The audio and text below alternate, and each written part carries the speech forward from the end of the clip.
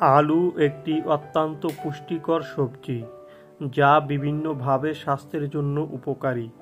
আলুতে প্রচুর পরিমাণে ভিটামিন, খনিজ এবং ফাইবার রয়েছে, যা শরীরের জন্য প্রয়োজনীয় পুষ্টি সরবরাহ করে।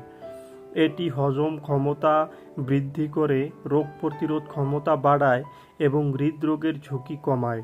আজকে আমরা আলোচনা করব আলুর কিছু বিশেষ উপকারিতা। হজমে সহায়তা করে।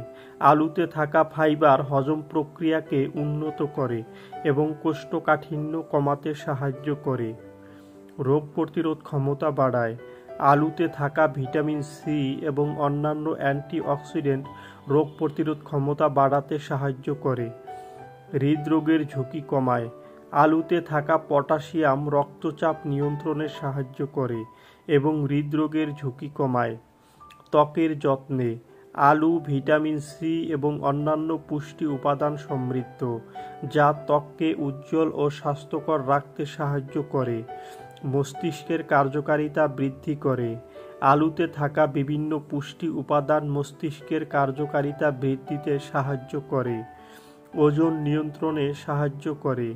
আলু একটি ফাইবার সমৃদ্ধ সবজি, যা খেলে পেট ভরা থাকে এবং অতিরিক্ত খাবার খাওয়ার প্রবণতা কমে, ফলে ওজন নিয়ন্ত্রণে থাকে। কিডনির পাথর প্রতিরোধে কিছু গবেষণায় দেখা গেছে আলু খেলে কিডনিতে পাথর হওয়ার ঝুঁকি কমে।